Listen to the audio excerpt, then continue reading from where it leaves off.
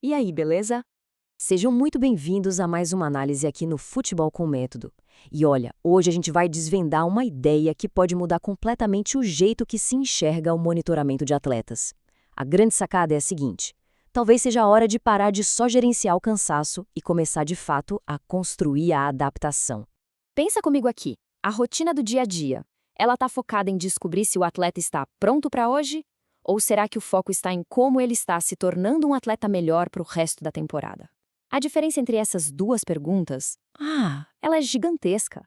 É o que separa a velha da nova ciência do esporte. Para ficar mais fácil, vamos usar uma analogia. Pensa assim: gerenciar um atleta de alta performance é como chefiar uma equipe de Fórmula 1. Ninguém vence uma temporada inteira só se preocupando se o tanque de combustível está cheio toda manhã. A vitória vem da otimização do motor, da aerodinâmica, do piloto, tudo isso ao longo do tempo. É uma questão de evolução, não só de manutenção. E a verdade é que, por muito tempo, o nosso pit stop no futebol foi bem reativo. A gente media o cansaço para evitar que o atleta quebrasse. Se o atleta estava cansado, a gente tirava o pé. Se parecia bem, a gente acelerava. É simples, né? Mas hoje, a gente sabe que esse é um modelo, digamos, incompleto. E é exatamente aqui que entra a nossa fonte de hoje. É uma revisão narrativa fantástica publicada na prestigiada revista Sports Medicine e liderada pelo pesquisador André Rebelo. O artigo analisa as melhores práticas de monitoramento em vários esportes de elite, sabe? Dos individuais aos coletivos e com um foco bem especial nos desafios de calendários cada vez mais densos, que é a cara do nosso futebol. Basicamente, eles nos dão um novo mapa, uma nova telemetria. A grande virada de chave que o artigo propõe é essa: sair do foco na prontidão do dia a dia e começar a interpretar os dados como reflexos dos efeitos do treino a longo prazo. É uma mudança de perspectiva gigante. E para a gente entender isso direitinho, a gente precisa definir 3 conceitos que são chave. Primeiro, a fadiga. Pensa nela como aquela luz de advertência que acende no painel do carro de Fórmula 1. É um sinal de curto prazo, sabe? Uma redução temporária na capacidade de performance. É importante, claro, mas é só uma parte da história. Ela diz pra gente o que aconteceu, mas não para onde a gente está indo. Depois, a gente tem a prontidão, ou o famoso readiness. Isso é a condição do carro para a volta atual. Ele está pronto para acelerar? Agora? Esse conceito é super útil para decisões imediatas, tipo ajustar o treino de hoje. Mas, de novo, é um retrato do momento, não é o filme completo da temporada. E aqui está o conceito mais importante de todos, a resposta ao treino. São as adaptações que acontecem com o passar do tempo. É aqui que o nosso carro de corrida fica mais rápido, mais eficiente, mais resistente. Ou, no caso de uma má gestão, ele pode ficar mais lento e mais frágil. O nosso grande objetivo como preparadores é gerar adaptações positivas. Agora, olhe que interessante como tudo se conecta nesse fluxograma. A gente aplica a carga de treino, certo? Isso gera um estado no atleta que inclui a fadiga e a prontidão do dia. Esse estado, ao longo do tempo, vai influenciar a resposta ao treino, que é a adaptação, e tudo isso junto informa as nossas decisões como treinadores. O monitoramento, então, é o nosso GPS para a gente navegar por todo esse fluxo. Ok, então se a gente vai ter uma telemetria completa, de quais sensores a gente precisa? O artigo organiza as ferramentas de monitoramento de um jeito muito prático, como se fosse a caixa de ferramentas de um engenheiro de Fórmula 1.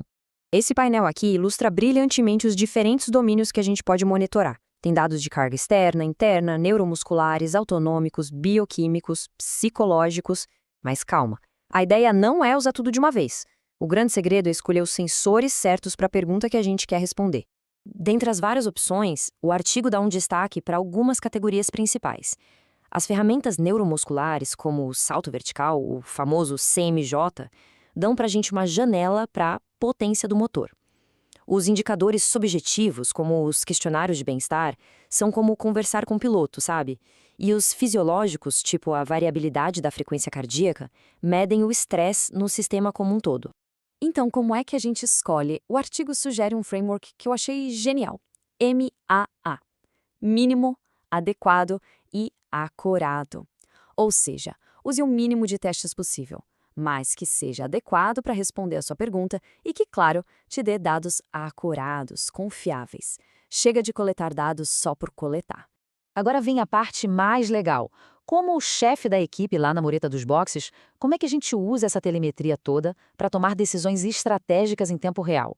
O artigo propõe um modelo visual que é fantástico. Dá uma olhada nesse painel A.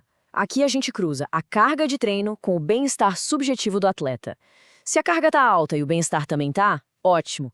A gente está no quadrante treinar para adaptar. Mas, se a carga está alta e o bem-estar está lá embaixo, acende o alerta.